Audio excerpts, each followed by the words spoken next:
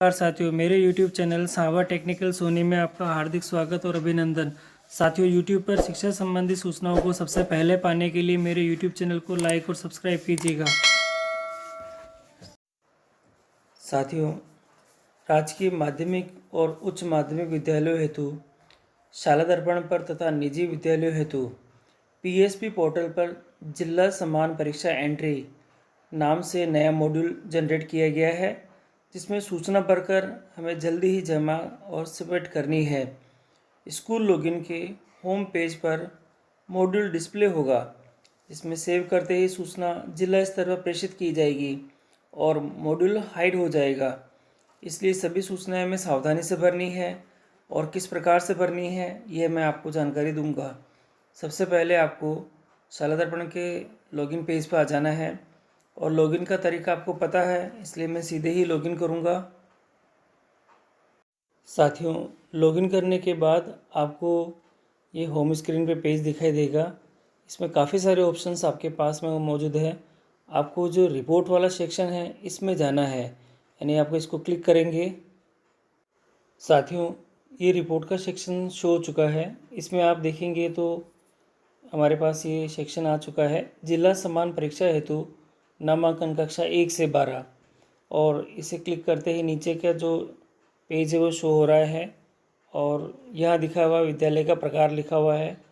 इसके आगे विद्यालय के प्रकार के बाद में जो नोडल का नाम है, आपके विद्यालय के नोडल विद्यालय का नाम लिखा हुआ है। संस्था प्रधान का नाम यहाँ आएगा।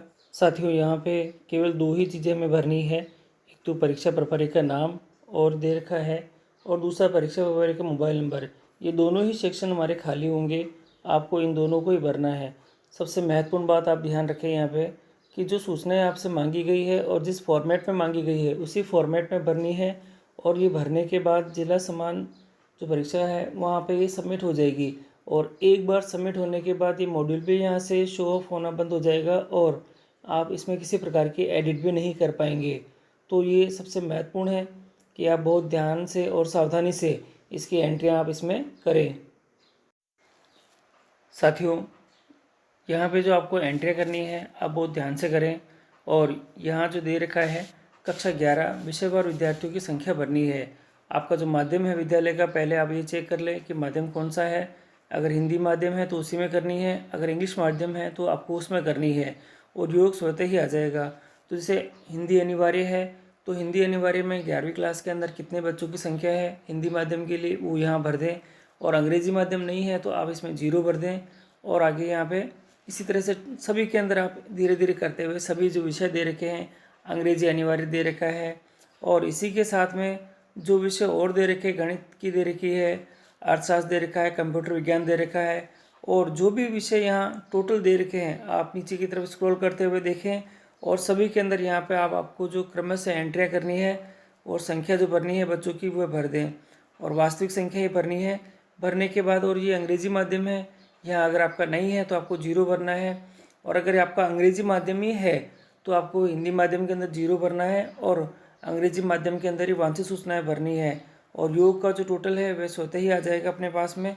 इस प्रकार ये सारी एंट्रियाँ आप करें।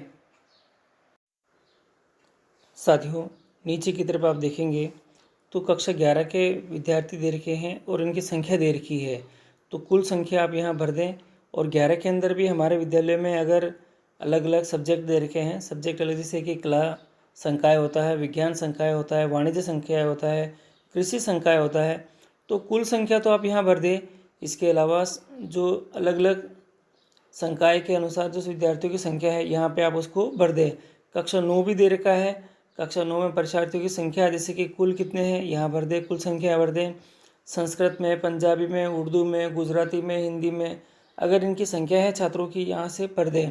और बहुत ही ध्यान से सावधानी से ये सारा कार्य करें, क्योंकि ये सूचना केवल एक बार ही सबमिट होगी। इसके बाद ये जो मॉड्यूल है यहाँ से ये डिसअपेयर हो जाएगा, तो थोड़ा ध्यान से करें। और इसके बाद नीचे सेव का ऑप्शन दे रखा है, यहाँ आप सेव करके इस जो सूचना को जिला स्तर पर भेज सकते हैं।